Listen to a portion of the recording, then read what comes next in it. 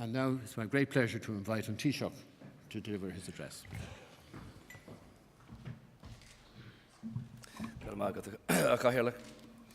The convening of the Constitutional Convention is a significant and a historic event in the political and the democratic life of this country.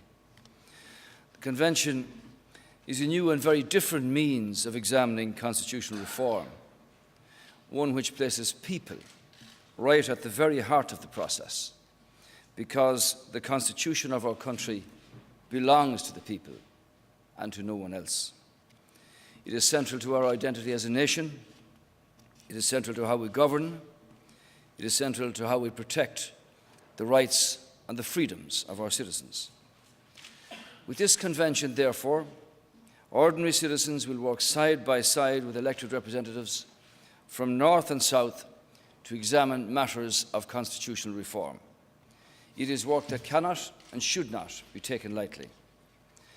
It is now 75 years since the people endorsed the Constitution, the groundwork for which was laid by Michael Collins in the 1922 Constitution Committee. Within a short period of its adoption in 1937, Europe and then the world were at war. During this turbulent period, Bunracht na hÉireann provided a very important foundation for what was still a fledgling state, a state which itself had only recently emerged from both a war of independence and a civil war. Overall, the Constitution has stood the test of time in setting out the basic architecture of our state and indicating some of the values and the principles by which we, the people of Ireland, wish to live. However, our country has changed a great deal since the 1930s. Europe has not only seen an unprecedented period of peace, but has itself established laws and institutions to ensure that the events of the 1930s and the 1940s are never repeated. As a society, our values and our mores have changed. Most would agree for the better, and our Constitution has changed with us too. Over 20 amendments have taken place since 1937. And interestingly, in the 35 years of its life, the first 35 years of its life, there were only 2 amendments. One brought about by the war in 1939, the second in 1941, an omnibus proposal amending a number of articles in the light of experience since its enactment. During the 1970s and the 1980s, there were 9 amendments. 2 related to our membership of the European Union, as we took our place at the very centre of European affairs. On New Year's Day, we will once again assume the presidency of the European Union, the 40th anniversary of our accession to the EU. The changes adopted in the 1970s and the 1980s reflected our new openness and our changing values as a society. The right to vote at Dáil elections was extended to certain non-Irish nationals. The voting age was reduced from 21 to 18. During that period, the people removed the special position of the Catholic Church. A change was also made to adoption and to the protection of the unborn. The pace of amendment increased further in the 1990s and into the new millennium. A significant number of amendments arose from our membership of the European Union, while others reflected further changes in social values, including the passing of a divorce referendum. While mercifully it had not been used for a long time previously, the death penalty was finally removed from our Constitution in 2002. An enormous milestone, as your chairman has said, was the referendum in 1998 on the Good Friday Agreement. The success of that referendum and of its counterpart in Northern Ireland transformed relationships on this island and indeed between Ireland and our nearest neighbour. By any standards, it marked a sea change in Irish history and in British history. That short history lesson, if you like, suggests that as the pace of Irish life increases and values in society with it, there is a need more than ever to keep our Constitution under review, to keep it both relevant and inspiring. From the outset, in declaring our intention and desire to be a government of reform, we committed ourselves in our programme for government to a considerable programme of constitutional reform.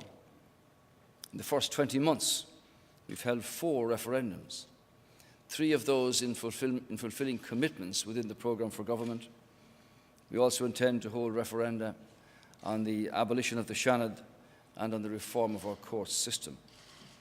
But we wanted to institute a new and dynamic in relation to the consideration of the Constitution and constitutional change. So this Constitutional Convention is both an important and an exciting step in a process to better equip the Constitution to meet the challenges that we face today and that we face tomorrow. It represents an entirely new approach to examining constitutional reform, one never tried before in this country. As I said, the Constitution belongs to the people. It has a real and a direct impact on all our lives, so it's very appropriate that citizens themselves should play a part in the process of considering constitutional reform. So this Constitutional Convention is principally a people's convention. It will provide a means for citizens like you, who ordinarily might not be familiar with how policy or laws are made, to work alongside elected representatives and have a direct input into the process of considering constitutional reform.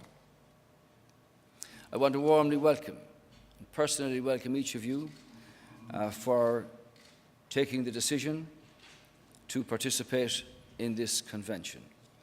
You will be joined in your work by representatives from the Northern Ireland Assembly. I want to welcome and thank those members also. The Good Friday Agreement and the St. Andrews Agreement are fundamental to the changed relationships on this island and between Ireland and Britain. It is absolutely right, therefore, and not just merely correct, that elected representatives from Northern Ireland should be part of the Convention, and that the Convention itself, in carrying out its work, should have due regard to the principles that are enshrined in those agreements.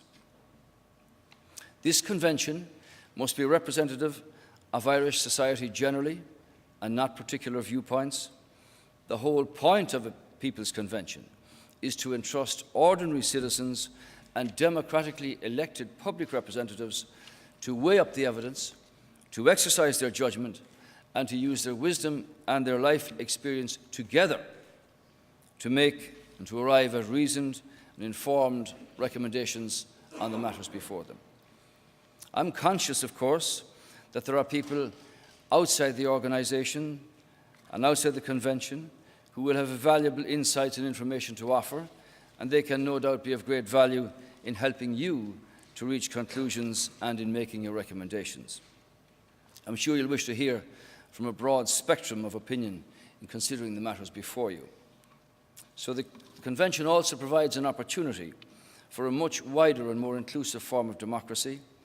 It has the potential not only to engage you, but to promote and stimulate a wider and a bigger conversation. And we in government would strongly encourage that wider conversation. We are equally anxious that there be active engagement from Irish people abroad, and to facilitate as wide an engagement as possible, the new website has been set up and is active from today. And it's also planned to put on this website your working papers and the valued submissions that you will receive. Your meetings will be webcast live, which in itself is a new and a valuable arrangement.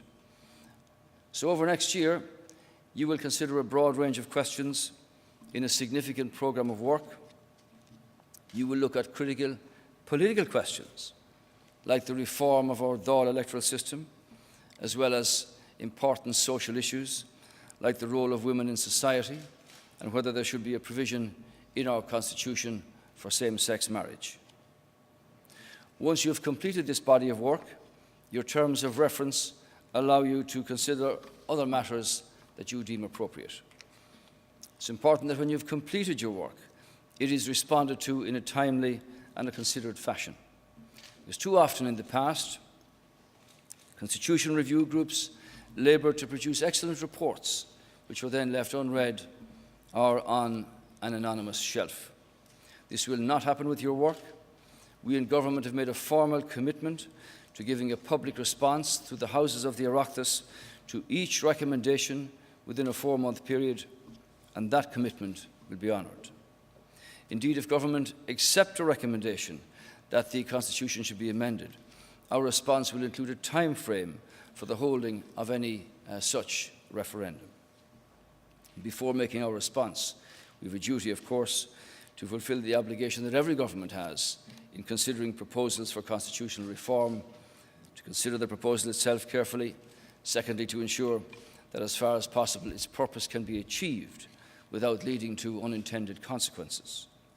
Your chairperson will play a key role in ensuring the success of the convention, and the government were conscious from the start of the requirement to have a truly outstanding person with exceptional ability to chair the Constitutional Convention. Tom Arnold is such a person. His personal commitment and qualities make him an ideal choice to take the chair of the convention. Tom has significant experience of public administration as well as a truly outstanding international record, and I commend you for the decisions you've made, Tom. He will bring to his task a wealth of management experience and as chief executive of an organisation that spans the globe. But he will also bring to it the essential qualities of compassion, of empathy, of kindness, and of judgment. Indeed, I would like to pay tribute to Tom and to the Secretariat team, Arthur Leary here, and his fellow workers for the enormous amount of work they've already put in to preparing for this day. So government is very pleased that he accepted our invitation to chair the convention, and I'm sure you'll join with me in wishing him the very best. Now, these last few years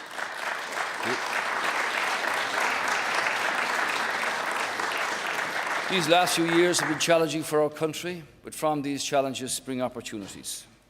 The putting in place of this new and exciting process for considering constitutional reform, one which directly involves our citizens working side by side with their elected representatives in developing reform proposals, represents a truly significant opportunity.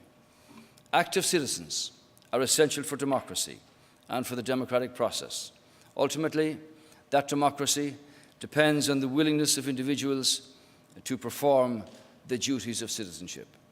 As the Constitution itself says, fidelity to the nation and loyalty to the state are fundamental political duties of all citizens.